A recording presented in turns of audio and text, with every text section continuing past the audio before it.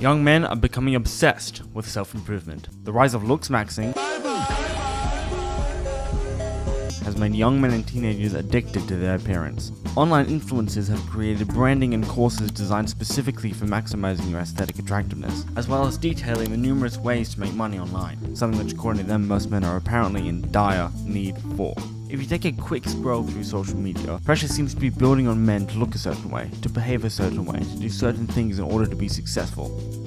Now, this can be a good thing. Being a better person to others and improving your confidence and empathy can go a long way, but most of the time it's people saying, to get a girlfriend and get rich and escape the matrix, you must stop being such a fucking loser. I mean, look at your jawline. How are you going to attract a high-value woman when you have a negative cancer tilt?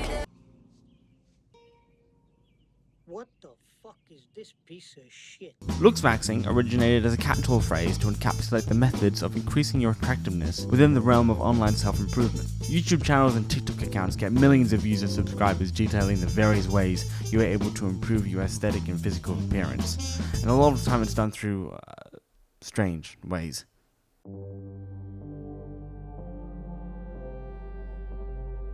One of many influencers' main ways to keep attention is to guilt trip their fan bases into decreasing their self-perceived worth by exemplifying the many things that they do wrong, by calling them weak, ugly, stupid, or unmanly.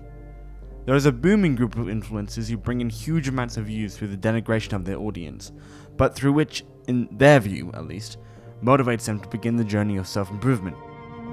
Now this form of motivation can work, and it works a lot. And I know that because it happened to me. We cut back to 2 years ago. An unmotivated, pimply 16-year-old first discovers the world of self-improvement. He starts watching every new Hamza video that comes out, and his Instagram feed starts to be absolutely fucking riddled with men in hoodies skipping in the rain with deep quotes like, "They'll never know how hard you work in silence." He starts investing in a skincare routine. He works out more regularly with a better program. He begins making good habits. But the thing is, he starts to get a gaping hole in his stomach. Something that starts to make him feel that he's not good enough. That he might never be good enough. There's a duality to the community of male self-improvement.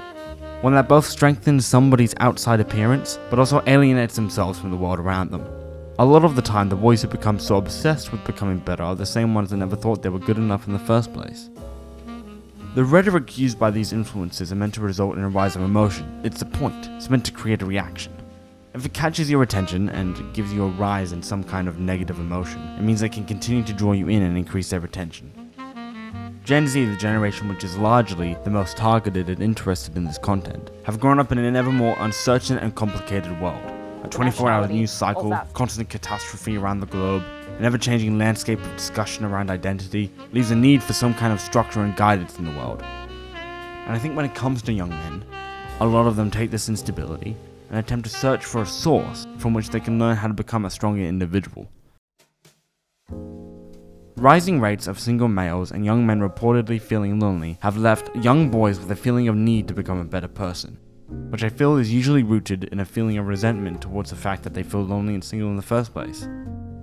By repeatedly instilling these ideas, that they aren't good enough without improving themselves through doing these influencers monk mode, dropshipping, custom workout, skincare routine bullshit to escape the matrix, you get a very good grip on the intention and minds of them.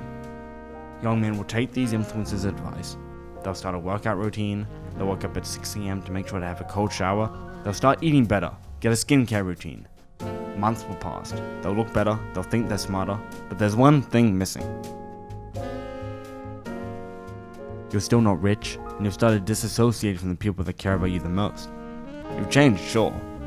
You're looking a bit fitter, your face looks a bit nice, and you've gained some confidence, but under that, you're still you. And that's the thing. Forcing change upon yourself from the perspective of hate doesn't make you a better person. It just makes you a more resentful person. Just because you take cold showers, go on runs, read 10 pages of a philosophy book that you barely understand, doesn't make you better than everyone else.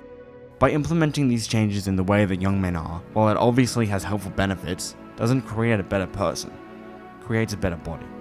A better shield to block you from the world you think you hate, without addressing the reasons you hate it. You started this journey of self-improvement because of something you hated about yourself, or something you hated about the world. You started it because you were fat, because you were bullied, because people you were interested in didn't talk to you, or because you thought you were ugly. Part of you blamed this on society, so you turned to people who could tell you that it was society's fault. There's a kind of catharsis you feel when you can blame things on other people and not look to yourself and see where you actually can improve as a person. Just because a few people who you are romantically interested in reject you doesn't make everyone a terrible person who judges you based off your looks. Just because you don't make a shit ton of money doesn't make you worthless and lazy. You can look better, dress better, have better taste, but that doesn't make you a better person. And in the long run, without thinking about how you act, how you interact with others, and how you live your life, it isn't going to make you happier. It isn't going to solve your problems. You can enjoy your existence. You don't need to drown yourself in some bullshit escape the matrix, society's horrible, everyone is assholes mentality, because it's literally not true. The world can fucking suck, but that doesn't mean you should reject it and everything it has for some ultimately consumeristic search for wealth. It's gonna be okay. Just don't be an asshole, alright?